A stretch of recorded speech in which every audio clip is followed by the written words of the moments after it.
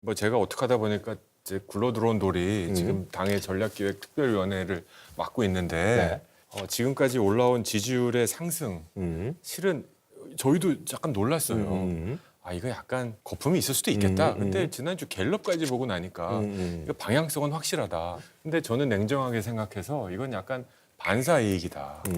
민주당과 야당이 너무 과속해서 카톡 검열하겠다. 뭐 이런 등등 지금 저희 보수 중도층이 저거 너무 빨리 간다. 이제는 저희 할 일은 자강이다. 어떻게 하면 지지율이 올라갈 수 있겠느냐. 그러기 위해서는 저는 민생이라고 봐요.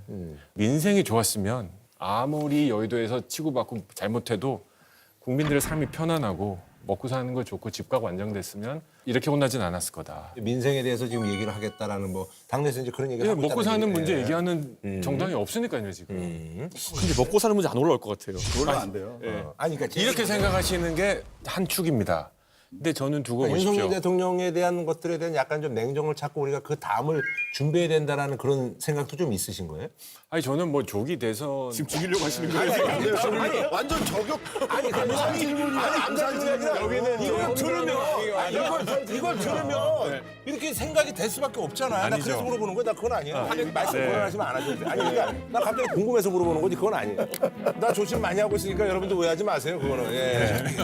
아니 근데 그 여론조사 갤럽에서 여기가 34까지 올라가고 36으로 해서 여기 떨어졌단 말이에요. 이 부분에 있어서는 사실은 국민들이 보고 아 진짜 아까 말씀하신 것처럼 중도에 있는 분들이 아 민주당이 조금 너무 과속한다라고 생각해서 그런 건지 뭐 이거에 대해서 좀 얘기를 아무래도 좀 이 의원님한테 먼저 얘기를 듣고 여론조사 저는 박근혜 대통령 탄핵 때는 저희가 생각해 보면요. 처음 겪어보는 거니까 탄핵이 될까 말까 한 반반으로 생각하는 사람들이 많았어요. 그래서 그 당시에 태극기 부대라는 게 생겼지만 결집도를 보면요 장난 아니었거든요. 근데 지금은 그때에 비해서 지금 탄핵 반대 집회 규모가 아주 작아요. 그 당시에는 광화문을 채우고 이랬지만은 지금은 한남동 앞에서 국지전을 하고 있다는 거죠. 그러니까 보수에서도 어느 정도 가실 분은 가는구나라는 이미지를 갖고 있는 거예요. 그럼 그 다음은 뭐냐? 국민들은 항상 그 다음을 보게 돼 있거든요. 탄핵은 되고 그럼 그 다음에 이재명 대표가 보이기 시작하는 시점인 거고 지금 야권에는 이재명 대표 외에는 안 보여요. 마침 또 조국 대표가 가시고 이러면서 안 보여요. 그러다 보니까 의외로 지금 이 대권으로 사람들의 마음이 전환된 뒤에는 결집도의 차이가 생길 수밖에 없는 상황이 됐다.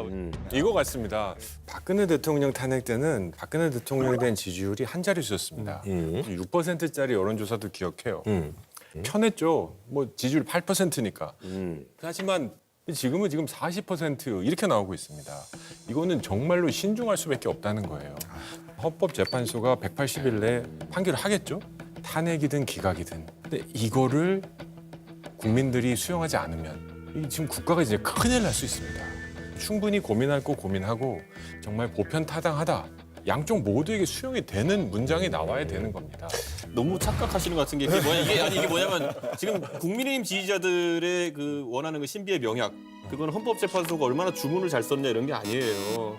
최대한 시간을 끌어가지고 이재명 대표의 사법 리스크가 한번 실제 영향을 주길 현실화되기를 바라는 바라는 거잖아요. 그러니까 이게 지금 양쪽 간에 말은 다르게 해도 바라는 바가 선명하기 때문에 아주 그 대립이 극명하게 되는 거예요. 저기도 날 받아놓은 사람이 있는 거고 여기 날 받아놓은 사람이 있는 거예요. 그런가요? 저희는 뭐. 국민의힘 정치인들이 정말 위험한 발언들을 하는 게 맞아요. 법원의 영장에 대해서 무시하고 헌법재판소의 결정도 본인들이 마음에 안 들으면 안 따를 것처럼 얘기하잖아요. 아니요, 저는 그냥 따를 거예요. 신경 쓰지 마세요. 헌재가 알아서 하게 헌법재판관이 알아서 하게 놔두시고 그게 어떤 결론이든 무조건 따라야 돼요. 그게 우리 사회의 약속이에요. 지지율이 몇 % 나왔다고 그분들이 동의하지 않은 결론이 나오면 뭐 사회가 문제가 되나요? 아니죠. 30이든 70이든 헌재 결정은 무조건 따라야 되는 거예요. 그게 약속이에요. 저희도 마찬가지예요. 그러지 않으리라고 믿지만 혹시라도 기각이 되면 저희 따를 거예요. 네, 저도 그래서 여야가 진짜 헌법재판소의 결론을 존중하자. 이건 저는 기본이라고 보고요. 근데 이제 그것을 어떻게 우리 일반 국민들이 수용할지 헌법재판소가 조급하게 판단을 한다든지 그런 인상을 줄 필요가 없다는 거예요. 보수라면 아주 솔직히 기본적으로 이재명 대표가 사회적인 없었으면 약속을 180일 충분히 지키고 쓰라고 하지 않았겠습니까? 아니에요.